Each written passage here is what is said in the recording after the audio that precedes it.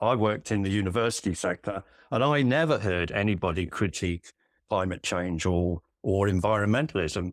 I think the real battle these days is not between left and right, but about people who believe in individual liberty, about people who are pro-human in their outlook, and believe in human flourishing. I'm not an environmentalist at all. I believe that if you place man at the top, right, then all the things that environmentalists want flow from that, because we can have parks and gardens because man wants them. We can have wild spaces because man wants them.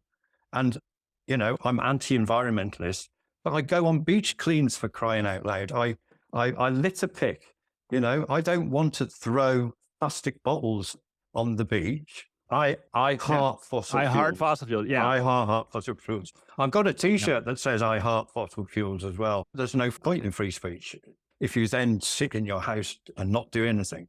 My guest today is Dave O'Toole. I'm a trade unionist. I worked in IT. I taught IT. So I've got a degree in chemistry, and I've never used my degree. After working in engineering, I moved into IT, and then I became a lecturer. I've always been a member of trade union and interested in politics, but IT is not particularly highly unionised, and my activities mostly centred on issues of free speech when I was interested in politics. I've chaired debates mostly in London, but as it's involved a lot of travel into the south, I lived in the northeast of the UK.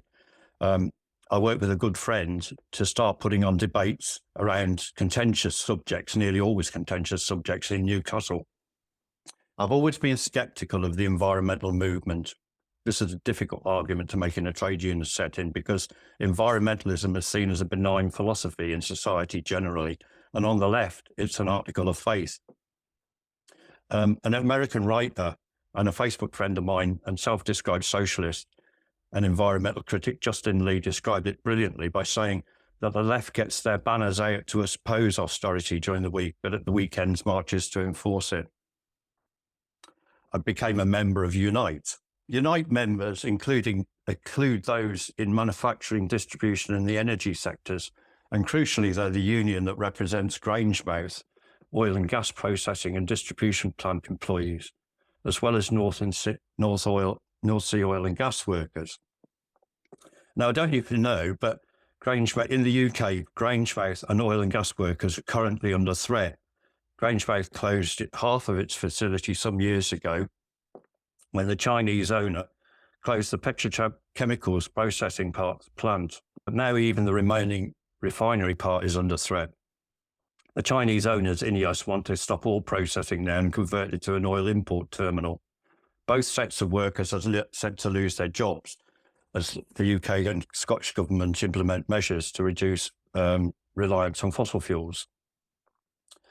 I've always thought that the majority of people go along with net zero and climate alarmism simply because it doesn't directly affect them in fundamental ways. They only see a tax rise here and a parking restriction there. But I knew that the outcomes would be serious eventually, and all things would come to an explosive point. Anyway, so this year, it may seem very esoteric, but this year at the TUC Congress, your equivalent be probably in America would be, I think you're in America or Canada? I am. America, yeah. Okay, so your equivalent would be the AFL-CIO. And the motion put before Congress was put forward by Unite and supported by GMB, also a more industrially based union. And it was actually in defence of workers about to lose their jobs. So the Congress motion stated, Congress agrees to do everything in its power to prevent oil and gas workers becoming the miners of net zero. I don't know if you know about the history of the miners' strike, but anyway, we'll stick a pin in that. Okay. We will not let them suffer the equivalent of the coal closures which broke the back of the mining towns across the UK. Now, these aren't idly chosen words. By using these words, the proposers of the motion were invoking deep emotions over the bitter history of the miners' strike in 1984. They're words designed to strike deep into the consciences of trade unionists. And although it it received no coverage in the mainstream press. It was a remarkable turning point in trade union attitudes because, as I say, within left-wing circles, support of environmentalism, belief of apocalyptic versions of climate disaster, they are actually articles of faith. I never hear anybody critique that at all. A show of hands was rejected. It was quite a contentious motion, and they had, but it was carried. Now, I'm not about to pop the champagne corks yet, but to me, this is a long-awaited pushback against the madness which has infected the trade union movement that I've been part of for 3 decades. The real point about it was those arguing the motions were from 2 opposing sectors. The biggest pushback came from the teaching unions, which I had experience of. So I worked in the university sector, and I never heard anybody critique climate change or environmentalism. So my own teaching union, past employer, I'm now retired, was actually taking the lead. But my present union was putting forward the debate. So I don't know if you've heard of the writer Rob Henderson, but he was the person who popularized the term luxury beliefs. A luxury belief serve as status symbols. So in the past, people displayed their superiority by spending, having flash cars and flying abroad and all this sort of thing. But Rob Henderson writes that luxury beliefs are the way that you virtue signal these days, that you have beliefs which are, to me, a little crazy.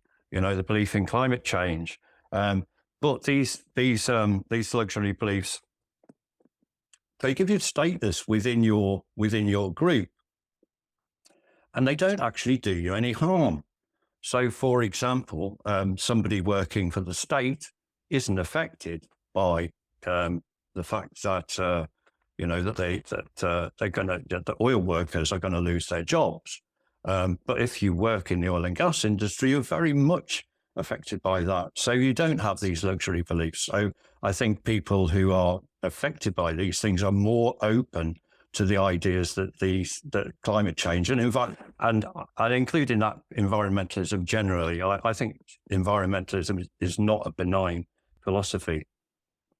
Anyway, so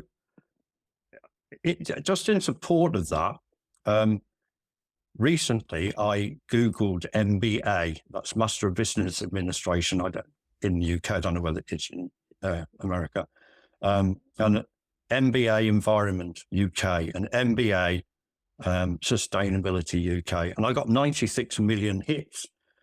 Now, not every one of those is a course, but you can see there's a reams of information from British universities setting up MBAs. But these are people who are going to manage. They're going to become managers, right, within the environmental movement. So they will move into the state, and they will be the ones who censor us, who count carbon credits, who administer the system, and so everything that they are doing, it benefits them. They're actually, they're part of a group. They're part of a new class that's actually being created. Now, it's not being, I don't believe it, I'm not a conspiracy theorist, I don't believe that these things are consciously happening, but there is definitely drivers to pushing this. And I'd like to pick your brains because I think Martin Durkin. Is that right? You made Climate the movie with Martin, is that true? I consider him a friend, and he is writing about the new class. I think it's exactly what you're talking about here. You wrote this new class, none of them are productive in society. They do not make, transport, or sell anything. They are the eco-police who will ration and control the rest of us. Practically no one is talking about this. I think that's absolutely hitting the nail on the head there, that there's all these people who are not productive, and they want to make all these rules, et cetera. And Martin is very busy right now. He's working on some other projects, but this new class book, I think, is very important. Well, I was expecting it to come out last year, and I'm desperate to read it because, it sounds absolutely brilliant. Incidentally, Martin, I believe, is from, I don't know whether he lives there still, but he's from South Shields. And I'm actually living in North Shields now. So he's just across the water where, he's a fellow Geordie. We say Geordies. People from the Northeast are Geordies. I think his dad was a coal miner and told stories of spending a long time going way back down underground to mine the coal, I think. Oh, right. Yeah. I've been down the pit. It's not nice. It's very interesting place. It's very interesting place. Yeah.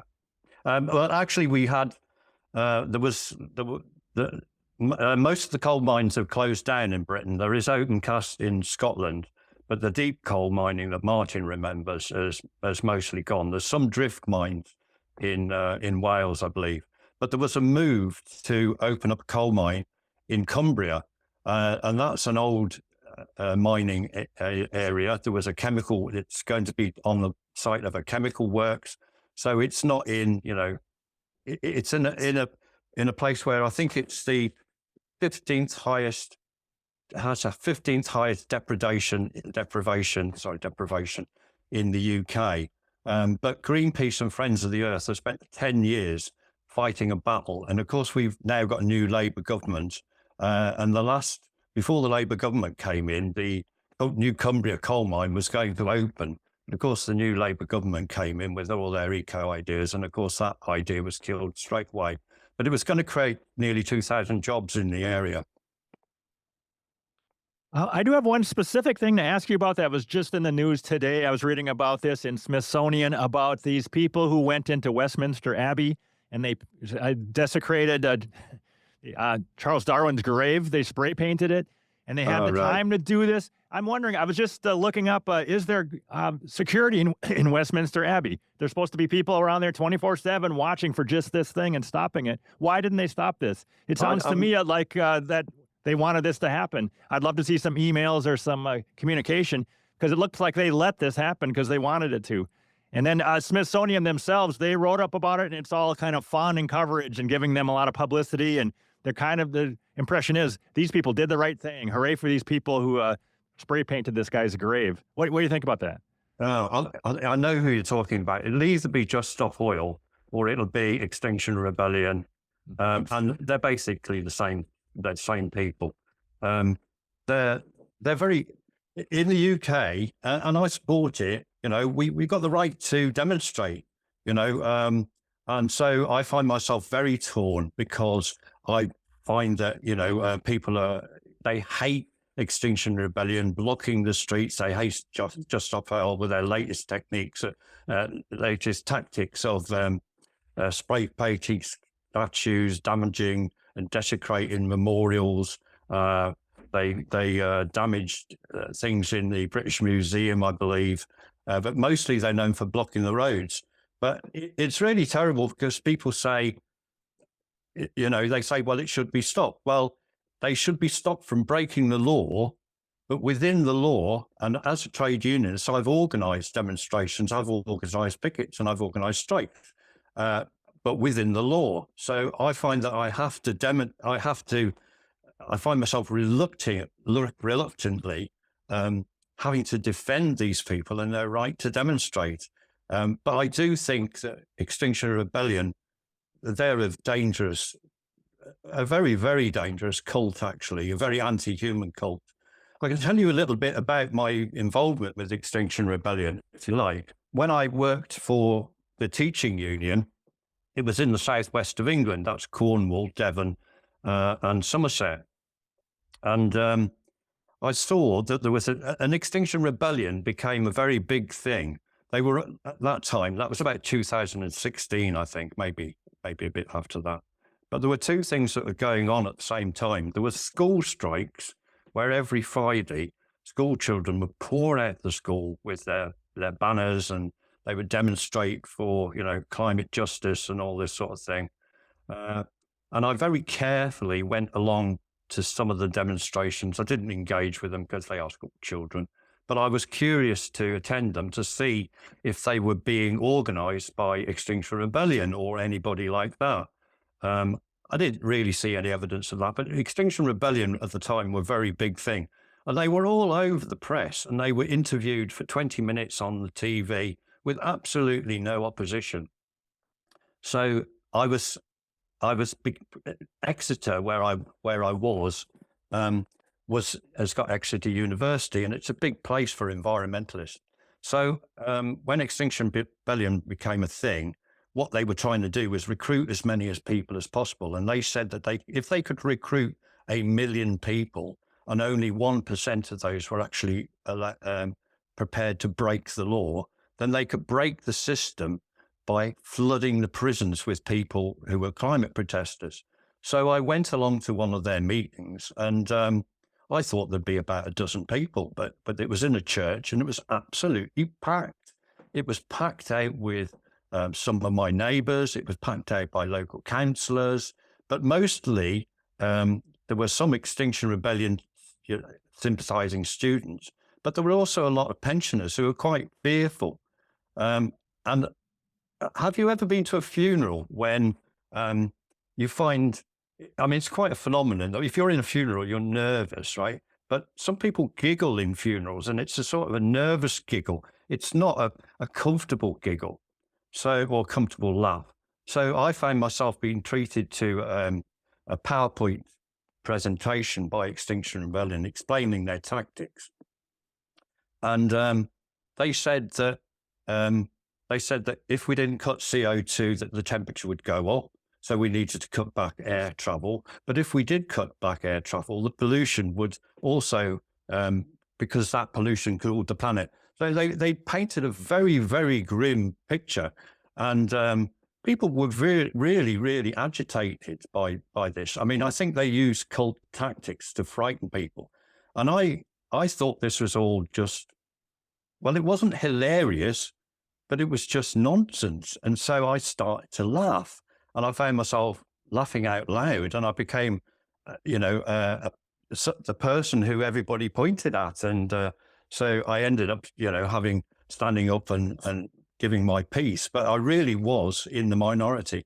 And I've been to several Extinction Rebellion meetings since, and that is the tactics they use. They are a cult.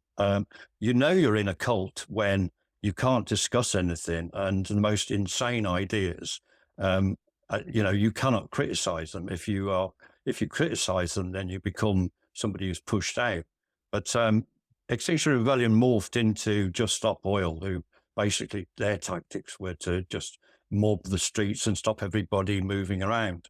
So I want to hear more about this. How many people were there, and how long did they let you speak, and what did you say? Well, I'd say there was about 50 people, but it was quite a small place, quite a small venue. But there were people, waiting outside to come in. So I was really surprised. But I just, made some general points about, how anti-human this was. I thought that, I can't remember exactly what I said, but that from the presentation they made some various points, and I took those points on. But they're very, very odd. I mean, you can look up. I can't remember his Roger Hallam. Roger Hallam was their leader. But somewhere on the internet you can find, or YouTube, you can find, him explaining that in the most vile terms how, when the climate apocalypse came, people, he's describing in the most vile terms some rape. There was part of the climate apocalypse. I don't want to get your YouTube demonetized, by the way. But I can't remember, Rupert, can't remember his name. Rupert Reed. Yes, Rupert Reed. There's another good video. I could probably send it to you, but it's easily found on YouTube. If you just Google or look on YouTube and look for Rupert Reed, what I explained to kids about climate change. And it's like a half-hour video, the most vile, frightening, scary, bloody nonsense, absolute bloody nonsense. So I'm sorry, were you the only one that spoke up for a reason at this thing? And then how did it go over? What did they say? What happened when you talked? Well, I didn't get a standing ovation, let's put it that way. And then when I came outside, you could see very definitely that there were there was only a small number of people there who really controlled the meeting, and that most people weren't the true believers. They would, because the tactic of Extinction Rebellion at the time was to recruit 1 million people. They wanted to have 1% of those break the law so that they'd flood the prisons. But the other tactic they wanted was to call for unelected climate, I can't remember what they call them, climate committees, basically, so that you could have, so we've got net zero legislation, and they wanted these unelected committees of ordinary people, right? Ordinary people, I suppose they would be, but they'd be unelected, and they would oversee without any knowledge. They wouldn't be climate experts or climate scientists, whatever a climate scientist is. But these unelected people would oversee net zero to make sure that MPs were implementing it. You know that in the UK, we've implemented net zero, and it's net zero legislation. And that makes an important distinction. I think we were the first country in the world to put these targets into legislation. Now, the thing that people didn't realize at the time, there were only 6 votes against it. But the thing that people didn't realize at the time was once you put it into legislation, then you put it beyond democracy, because you invite people to take the government to court over the fact that they're not implementing net zero correctly or going sufficiently fast. And that's exactly what's happened in a number of cases. So, for example, an NGO, a non-governmental organization called Client Earth, I think. It's set up as a charity. And there are lots of these. These NGOs and climate charities and climate think tanks, they're absolutely legion. But anyway, Client Earth took the British government to court and won a court case against them. And so the upshot of this was part of net zero talks about air quality. And there are various targets, not just carbon dioxide. There are various ecological and environmental targets in there. So Client Earth took the British government to court, and they won their case that said that the UK wasn't doing enough to promote active travel, i.e. bicycles, i.e. putting people afoot, and combating making clean air or combating air pollution. So I think it was Boris Johnson at the time. He sent out a memo to all the local councils and authorities saying that they had to do something about air quality. But the stipulation by Boris Johnson, I understood, would be a last resort. So charging anybody for using their car or whatever would be a last resort. But since the times of Tony Blair, local government has been on a constant trajectory of localizing. So the Labour government at the time thought that they could persuade people that local government was better because it was more democratic and closer to people, but they also knew that they could control local government. So we have a system of, we have devolved governments in Wales, we have devolved governments in Scotland, but we don't have an English parliament, we have a British parliament. So that's very odd. So there are some very odd things going on in Wales environmentally. There are some very odd things going on in Scotland. So, for example, in Wales, they have now a 20 mile an hour speed limit, which is universal except on the motorway. So anywhere that was a 30 mile an hour speed limit is now universally a 20 mile an hour speed limit. And it's all crackers. But in London, the thing about the councils is something like 30 councils in the UK have gone bust, have declared bankruptcy. So they're all really strapped for cash. So when Boris Johnson said the last resort would be charging, of course, Birmingham, Manchester and London, and probably lots of others, immediately started to charge, and they started either low emission zones, LEZs, or in London, ULEZ, ultra low emission zones. So that means that people who are driving old cars, probably, usually the elderly, usually the retired who have camper vans, and certainly those who, like me, have never spent more than £2,000 on a car in my life, who drive old bangers and drive them into the ground. Those people were being charged £10.60 a day to drive their car. So that meant that basically they just had to give up their car. So people who would visit their elderly relative a few miles away once a week were being charged £10.50 to do it, and found that they couldn't do it. And there was a big movement about it.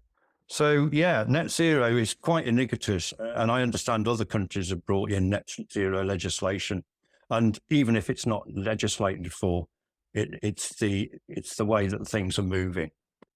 All right, I want to drop back to what you were saying earlier about this whole idea of getting 1 million people involved in Extinction Rebellion and getting 1% of them in jail. That'd be 10,000 people in jail, right? How are they doing on that goal? How many people right now are in jail?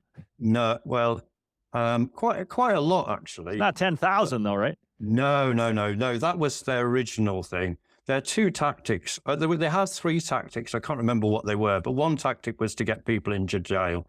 The other one was to agitate for climate committees, unelected climate committees, who would be, I think, and I'm not a cynic, I'm a critic, I'm a skeptic, right? But skeptically, I think that these people would be handpicked and probably manipulated and have very little, scientific knowledge or whatever.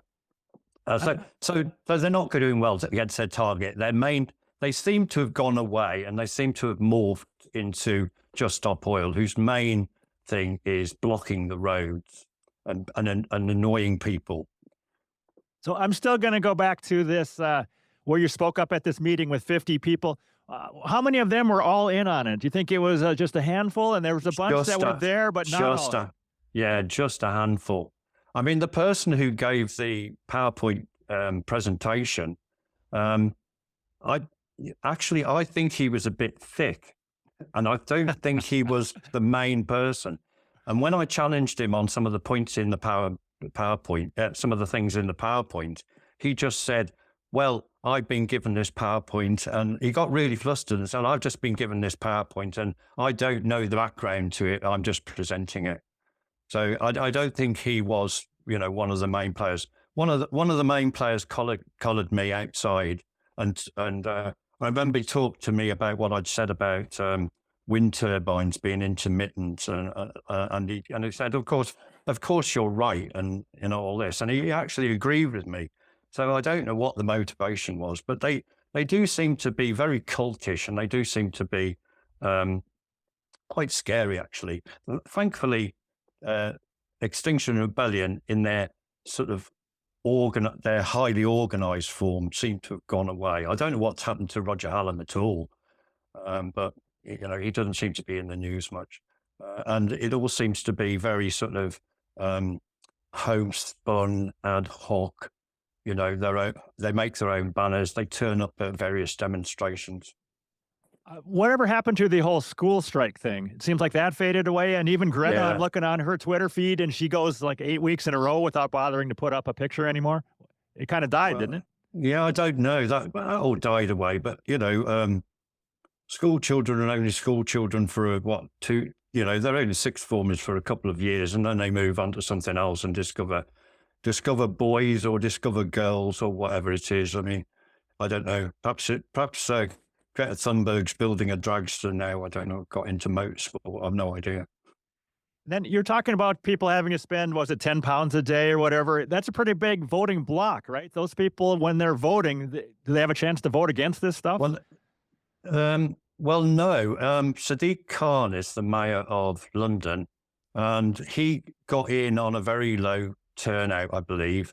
And there was a local election. He was re-elected just recently, and the Conservatives Party, who are now out of government, but the Conservative Party put up a quite lackluster opposition to him. And I think the vote was pretty much split. because the person who really would have, if he became mayor, said he would get rid of ULEZ on day one was a guy called Howard Cox, who I don't think he was part of the Conservative Party. I think he was an independent activist. He got a lot of support, but I think, unfortunately, the camp split into Susan somebody or other was the Conservative candidate, and people were saying, well, we can't vote for Howard because although we believe in his policies and we think he really will do it, people vote with they vote, tribally, or they voted logically, really, because Susan or whatever her name was, she had the best chance, but of course it did split the vote, and of course Sadiq Khan got in again. But it was a low turnout election and a low turnout for him. So I just had Chris Morrison of the Daily Skeptic on here, and he was saying that from his perspective that he thinks maybe the UK and Germany are kind of holdouts and there's still some belief in net zero, while elsewhere in the world, net zero seems to be crumbling around the world. Do you see it that way too? That there's still some support for net zero there, but it may be, do you think it'll be crumbling there too?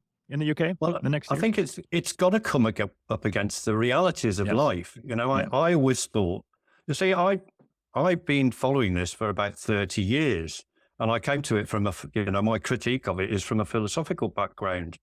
I could see the trajectory of it. And we've got a whole load of sort of.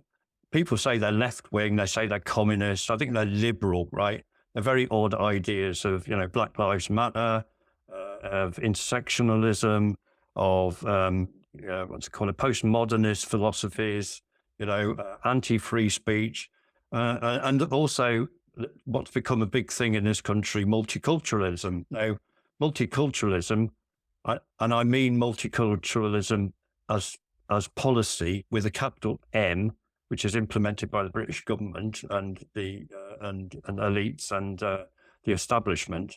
I think multiculturalism with capital M, I could see that being a problem, 15 or 20 years ago, and there was a critique of it as well. Multiculturalism with a small m has built Britain. We have, our language is, it's a bastard language for, with it's Germanic.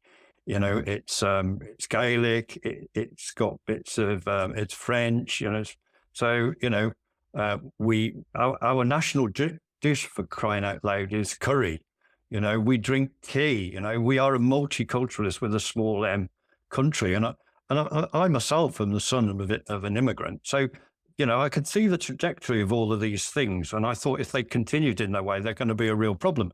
But I could see that the environmental movement, and particularly the climate movement, was really problematic. But I think it was placed. I think most people went along with it because it was posed as a scientific argument, not a political one, which is why I'm actually quite. So it puts that outside the realm of ordinary people, So people go along with it, but when they're taking people's cars away, when they're turning half the road, like they are locally, into cycle paths, and when they're taking people's car parking rights away, or they're now taxing EVs, they're now charging, I think, £48 a day or £38 a day to park even an EV in London. When people are seeing climate taxes on, some subsidy, they're paying the most expensive fuel in Europe, electricity rather. When they see all these things, when they see that they're losing their jobs, then net zero and climate apocalypse comes up against reality. So I think we're coming to that point now, which is what I was saying, like my union, Unite, has now started to say, well, we want to save these 30,000 jobs in the oil industry. But because, now I don't want to be critical of Unite, because I know Unite members genuinely want to save those jobs.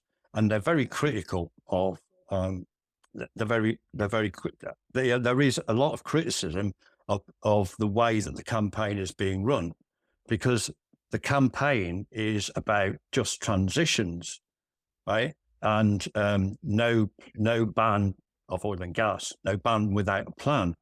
So it's almost as if the union thinks that, these people here are going to lose their jobs, but somehow over here are going to be created some magical green jobs. Now, that's not the business of the union. The business of the union is to save those people's jobs and defend those workers. And it's not explained how those jobs over there are an adequate substitute for these losses over here. These are their members. These people over here are people who count hedgehogs and biodiversity and, litter pick, and I don't know what they count carbon credits, or because we're not going to be making windmills in the UK.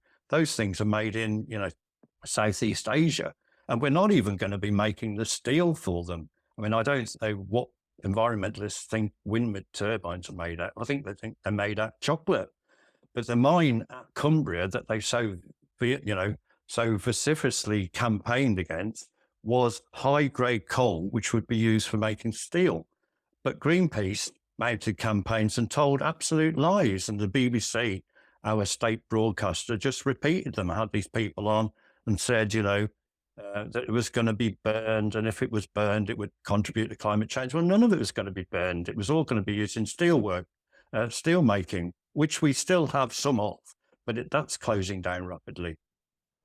So I'm curious, you still describe yourself as politically left? Because as you talk, it seems like you're rejecting the woke left, or what I think of as the crazy woke left. It seems like you're not on board with any of that package of things that are part of it, part of the woke left. Well, I don't know. For 30 years, certainly for 15, I've thought the terms left and right increasingly don't mean anything. What's left-wing about, not supporting free speech? Right. My stick has always been debate. I'm a judge in debating competitions, and I support free speech, and I don't see there's anything left-wing about that. Not what's left-wing about closing down industries, about losing people their jobs. What's left-wing about degrowth? So the term left-wing in this country still means a lot. It's got, I'm not entirely sure what it does mean, but on my Twitter handle, I think I still have, I'm on the left. I believe in progress and reason, and I'm not a fan of environmentalism. But really, when I say I'm on the left, I'm a trade unionist, but saying I'm on the left is a bit like raising a white flag, saying, I come in peace, I'm on your side, But I think the real battle these days is not between left and right, but about people who believe in individual liberty, about people who are pro-human in their outlook, and believe in human flourishing, which is a phrase that I borrowed from the libertarians, right, who tend to be right-wingers. I'd like to know where all the left-wing libertarians are, and where all the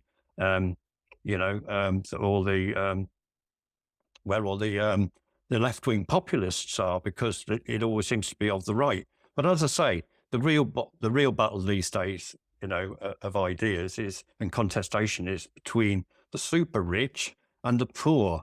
It's those who have these luxury beliefs and those who don't. It's those who are authoritarians and those who still believe in individual liberty, as do I.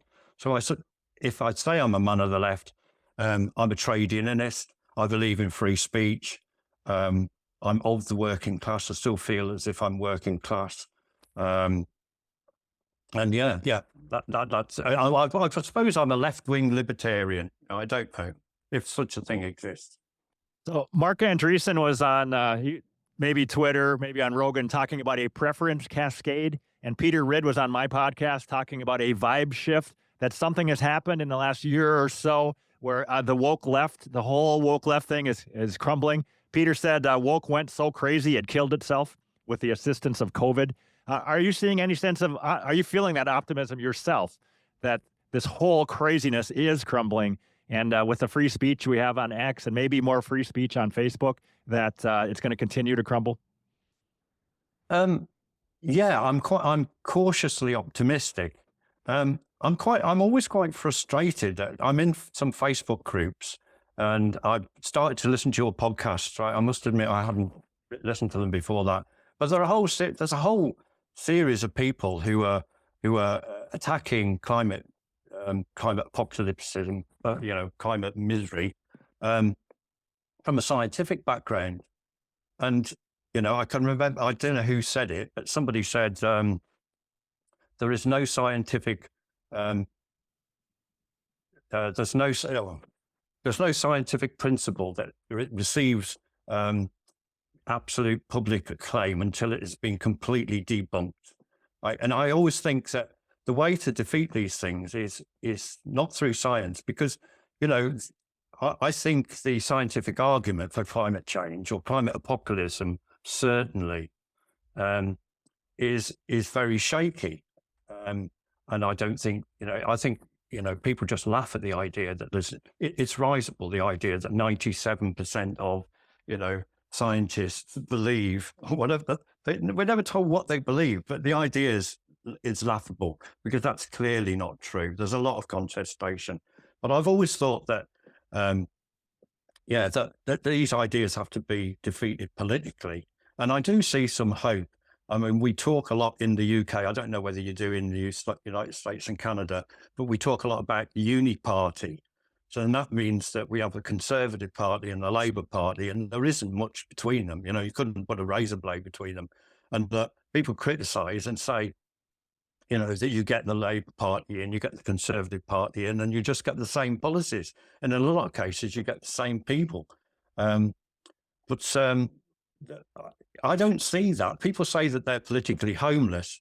Now, we have got a difficulty of breaking the impasse in this country, political impasse, because the Labour Party was elected just recently on something like, I think 30% of the vote, right? But actually only 20% of the electorate. So we've got a real big problem in shifting these people out of power and bringing sensible policies in. But optimistically, there's never been a better time to contest ideas. Since Brexit in this country, there are an absolute plethora of groups discussing, debating. There are lots and lots of small left-wing parties who are starting to gain traction. There are lots and lots of right-wing groups, more conservative groups. And of course, the big one in this country is Reform, right, who are, I believe, polling just 1% behind the Conservatives at the moment. But I'd like to give a shout out to one of those groups, and it's Politics in Pubs. Politics in pubs is something that's organised in Britain. We've got it in various cities. It's where, basically it's politics in pubs. You go along to the pub once a month, first Tuesday in the month or whatever it is in your local area, and debate politics. But there's never been a better time for contestation of ideas. It's just a bad time for political parties. So maybe you answered this already, but what do you think, as climate realists or realists in general, the best way we can approach this? Is it in go to the politics in pubs, or go to the Extinction Rebellion or Just Stop Oil meetings in person and stand up and talk? Or you're fighting on X and on Substack yourself too, right? Or what tips do you have for us? Well, I don't know. I really don't know. I don't know what the best way to debate to contest this is, but I fervently believe that there's a saying: every bird should sing with its own voice. So I'm going to sing. I don't know what little I can do on X or on Substack, but I'll have a bash. And I believe in free speech, and there's no point in free speech if you don't make your ideas your mind made. Your mind. Make it public what you think. There's no point in free speech if you then sit in your house and not do anything. But I was rather hoping that you might have some ideas. One of the things that I find that I've started a Substack. I'm having a few technical problems. I was going to That was going to be my New Year's resolution to write on the Substack, and I'm having a few technical problems. But there just seems to be so much to write about that I'd really like a focus. One of the things that I do believe, though, is that, well, when I was a kid, anybody who stood in a greasy raincoat on the street corner with a big sign saying the end of the world is nigh was a laughing stock, right? We tolerated these people in society, but quietly we laughed at them. But now when people stand, saying the end of the world is nigh, they get a prime spot on Sky News or BBC or ITV. And I think that, as Mark Twain said, against the assault of laughter, no man can stand. So I'm determined to point out climate apocalypse and laugh at it. Do you know, have you heard of Titania McGrath? Yes, I have. Yeah. Yeah. Well, Very I think, funny. I wish I was witty like Andrew Doyle. I don't think I'm out in it. I think it's been known for a while that Titania McGrath is really Andrew Doyle. But I wish I was witty. But some years ago, I started a little Facebook page, not with the intention of anybody getting to like it, but just somewhere that I could store newspaper clippings. And so it's called Chicken Licking, or it might be Chicken, it's called Chicken Licking. You know the story of Chicken Licking, the sky is falling down? Chicken Little, yeah. You call it Chicken Little. We do, yeah. Well, we say Chicken Licking in this country, I think. Anyway, the Chicken Licking is the story about the chicken that says that it's basically the boy who called Wolf story, Chicken Licking goes around and then the sky. So I started that to keep clippings of ridiculous climate stories. So some great ones, Bhutan apparently is achieved net zero. So I did a little bit of research into Bhutan, and apparently it's got one airport and 4 airplanes, and its chief export is, I don't know, sorghum or something like this. And I said, be more like Bhutan. That's our aim, to be more like Bhutan. But also the BBC BBC website and all of the newspapers, they seem to. We have a saying in this country: "What if it bleeds, it leads." So I think legacy media is on its back heel. It's really struggling. So it just makes the stories more and more and more apocalyptic. So I've got a great one about Everton Football Club will be affected by climate change and its stadium will be flooded, which I think was on the BBC website. Things like coffee is going to be more expensive, beer is going to be more expensive. We're going to morph into aquatic creatures. That was a serious story in the newspapers because of sea level rise. So I looked at it the other day and I realized, because I wasn't really particularly looking at it, I just banged things on there. I realized I got about 100 likes, so obviously somebody's discovered it. But I do think laughing at these people is a way forward. And I do wish that I were witty. So I do think, I agree with you that the BBC, the mainstream media, they're turning the hysteria knob up to 11, and people are not listening, though. Like just here in the U.S., the media told us for years that Trump was the worst person ever. And the voters said, we don't trust the media when they tell us this anymore. You can see it you can see that the media, it's going away and people are going to X and Substack, et cetera, or whatever. Yeah. They're not buying what the BBC says. So I'm loving it. I think they can push it as hard as they want, and more people are going to be laughing at the media for doing this.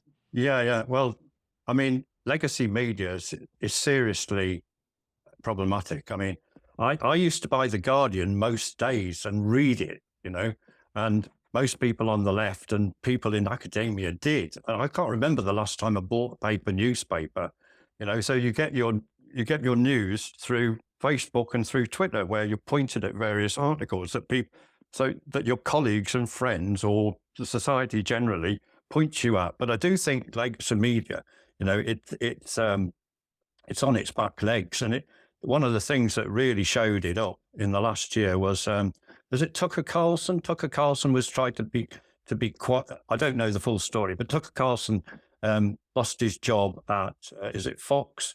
Because he was saying the wrong things. And they tried to keep him under contract and quiet him that way. But then he, stuck two fingers at them and went off to start his own show on X. And his very first show got millions of views and outdid CNN and all these other legacy TV broadcasts. And then didn't he interview Donald Trump? Donald Trump was, Donald Trump, that's right. Donald Trump was going to be in the, there was electoral debates, and Trump said, I'm not going to take part of this. It's a farce. It's waste of time. And he went instead on Tucker Carlson's X and was interviewed on there. And within a few weeks, it got 250 million hits. Now, I know a hit is not the same as, a viewer, but it does show that, if CNN can get 3 million viewers and Tucker Carlson can get 250 million hits, and then Trump didn't bother again with the general campaigning, but went on, I can't remember, he was interviewed again. Was it Joe Rogan interviewed him for 3 hours, 3 hours straight with no script, off the cuff, so, legacy media's finished. I was seriously held below the water. I mean, you think that newspapers like the Washington Post broke the Watergate scandal. Was it Watergate? Yeah, Watergate. That was the Washington Post, yeah. But now, they won't break the Climategate scandal. Well, there was a Climategate scandal, wasn't there, a few years ago in the UK, in one of the University of East Anglia. They were all colluding with each other by email, saying we have to hide the pores. I personally did hundreds of blog posts about that. Yeah, super interesting to me. Yeah.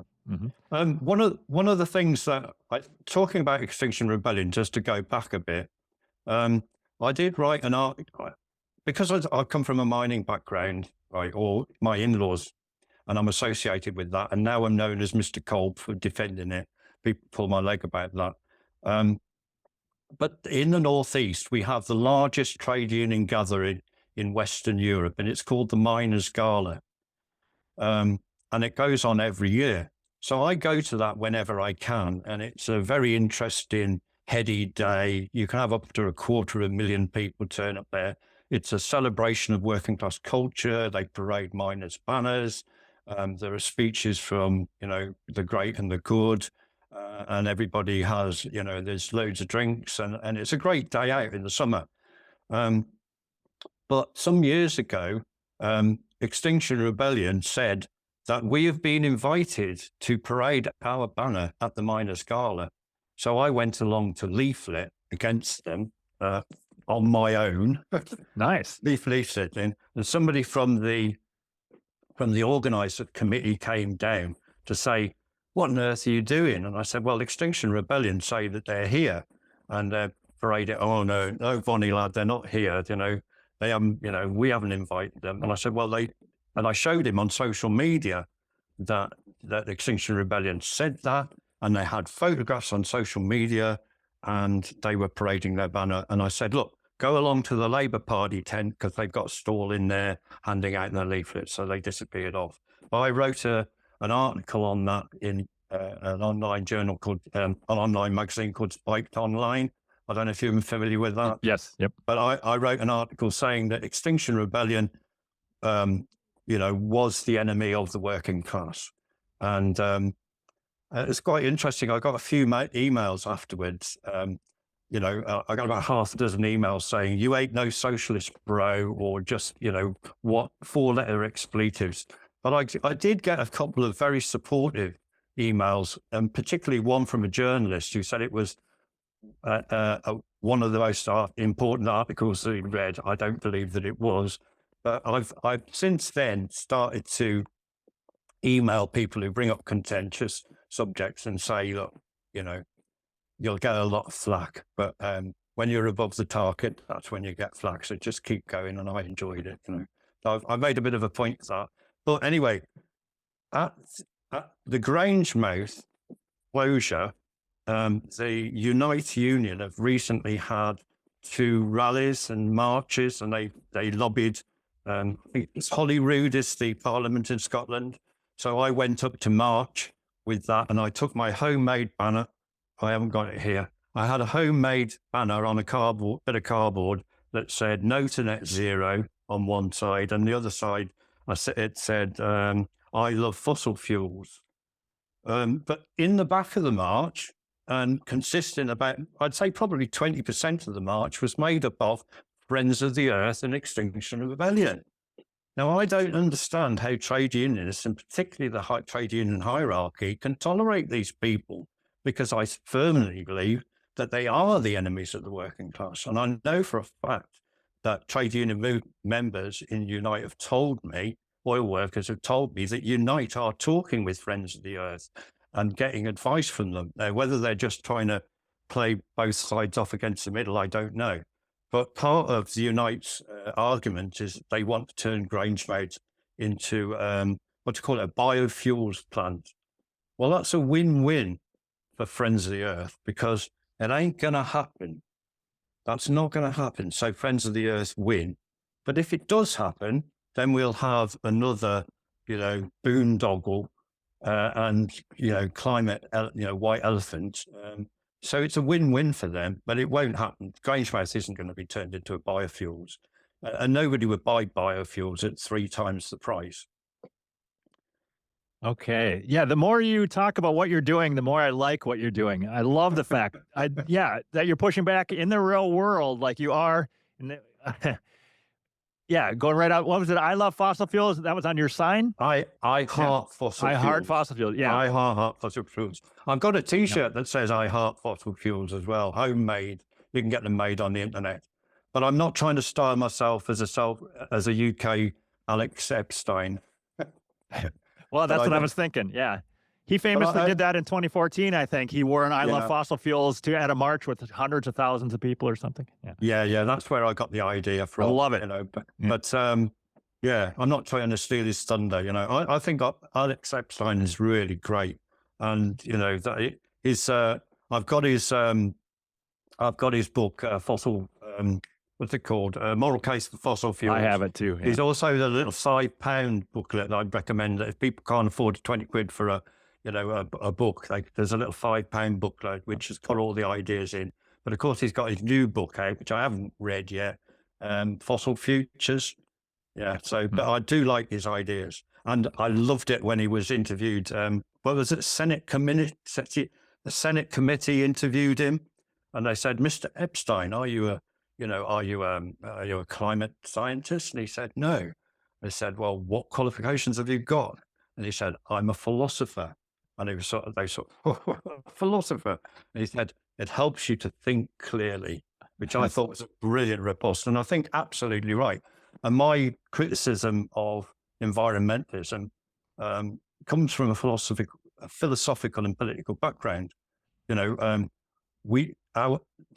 Basically, the Western world is created through philosophy, the Enlightenment philosophy, which stood up for liberty, individual liberty, reason, the scientific method. And so all of Western thought and the West has been created from the Enlightenment philosophy, right? And whether that's left wing or right wing, and I mean, Enlightenment philosophers were instrumental in creating the United States and your Constitution, and helping set that up. They were Enlightenment philosophers. But ever since the Enlightenment, there's always been, counter-Enlightenment movements. There are people who don't like the idea of reason; they like the idea of emotion. I'm putting it very crudely, really, but there was Romanticism because people like to hark back. So Enlightenment philosophy is very realistic, and rational, and people think that the critique of Enlightenment philosophy is that it's led on to the Nazis and the Holocaust. So there have always been counter-Enlightenment movements, and Romanticism was one, right? Nazism was another, and I think environmentalism is another counter-enlightenment, i.e. harking back to some sort of idyllic past, or sort of a pre-lapsarian past, rural idylls, that we should all live in harmony with nature. When Enlightenment philosophy says that nature is red in tooth and claw, there's a great quote from Darwin's grandfather, Erasmus Darwin. I can't quote it off the top of my head, but he just basically says that nature is, an unremitting terror of waste and destruction and pain and, all this sort of thing, which it is. But environmentalists don't like that. So they turn the world upside down. Instead of putting man at the top and everything flowing from that, they put nature above man, right? So they prioritize, an inanimate object, the earth, over mankind, living, thinking, breathing man. They even prioritize animals above man. So that really does turn the world upside down, and everybody says that, environmentalism is, they think it's benign. It's not. It's not benign at all. So I get very frustrated when there is pushback against Just Stop Oil, and I get somebody on the television talking about it, and the TV presenter will say, yes, it's terrible, all these people on the streets, and stopping us going to work, and they're stopping ambulances and people who died and all this sort of thing. But then they say, well, of course, we're all environmentalists, but... And I go, no, I'm not an environmentalist, not if that's what you mean. I don't, and by the way, I'm not advocating animal cruelty, not because I care about animals, but because I care fundamentally about mankind. Because to treat animals badly or cruelly demeans man. Right? It not only harms the animal, but it demeans man and what man stands for. But I still like a bacon sandwich. I'm not about to become a vegetarian. Thank you very much, Dave O'Toole. Talk to you later. Yeah, and have a great day.